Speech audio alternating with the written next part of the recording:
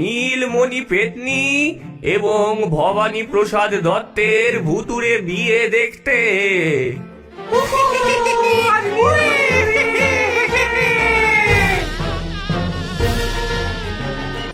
বাঁচাও বাঁচাও, কোনো ভদ্র মহিলা কি এখানে আছেন? আমাকে বাঁচান, দয়া করে আমাকে বাঁচান। আরে, একজন মানুষ এখানে, এই শ্মশানে? আপনি কে মশাই?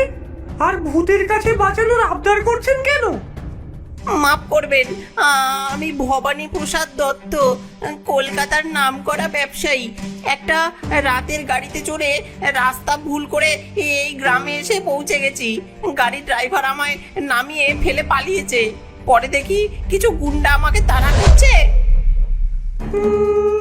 কলকাতার ব্যবসায়ী, সেই বড় শহর থেকে এই জমিদারপুরের শ্মশানে? বিশ্বাস করা তো মুশকিল।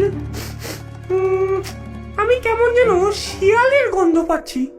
হ্যাঁ, শেয়ালের গন্ধ? ওটা কি করে হবে? আমি তো ভদ্রলোক, ব্যবসায়ী। একটা শিয়ালই তো আমাকে তাড়া করেছে, দেখুন না। আপনি তো খুব সুন্দরী, এত রাতে এখানে একা কি করছেন? আমি সুন্দরী? মানে আমি তো পেতনি, পেতনি ভূত। আপনি ভয় পাচ্ছেন না তো?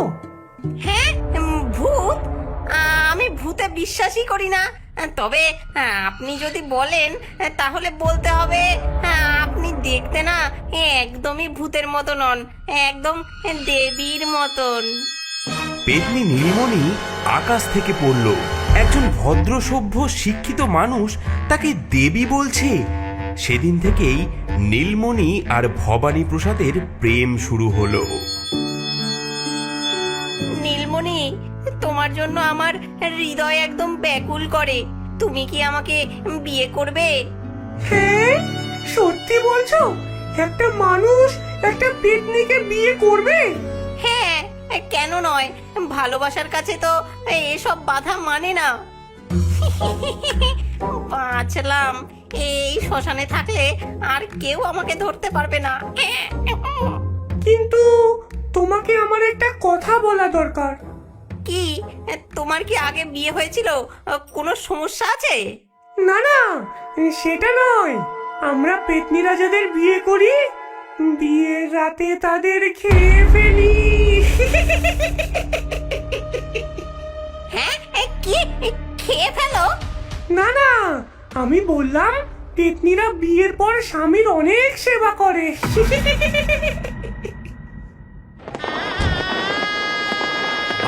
আজ শুভ দিনের অশুভ রাতে আমরা সমবেত হয়েছি নীলমণি পেতনি এবং ভবানী প্রসাদ দত্তের ভুতুড়ে বিয়ে দেখতে।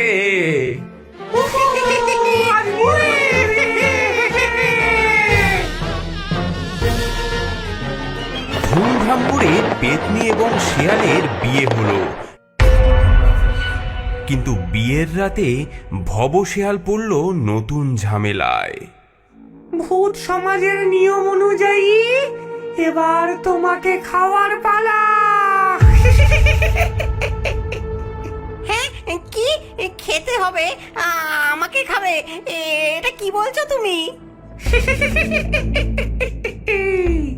তুমি জানো না, আমরা পেতনিরা যাদের বিয়ে করি তাদের বিয়ের রাতেই খেয়ে ফেলি।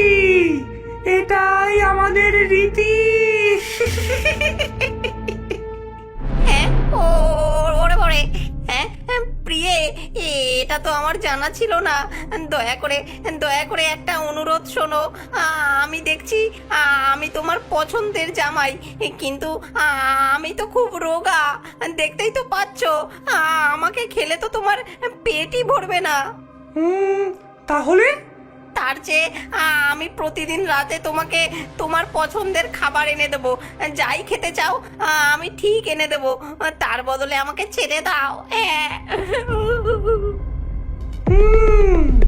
মন্দ প্রস্তাব নয়। এত বছর ধরে একা একা এত কষ্ট করেছি, এবার একটু সেবা যত্ন পাওয়া যাবে। ঠিক আছে, আমি এই চুক্তি মানছি। আজ থেকে তুমি আমার জামাই। কিন্তু মনে রেখো, একদিনও যদি তোমার আনা খাবারে আমি সন্তুষ্ট না হই, তাহলে তখনই তোমাকে আমি খেয়ে ফেলবো। এভাবেই ভবশেয়াল পেতনির জামাই হয়ে নিজের প্রাণ বাঁচালো।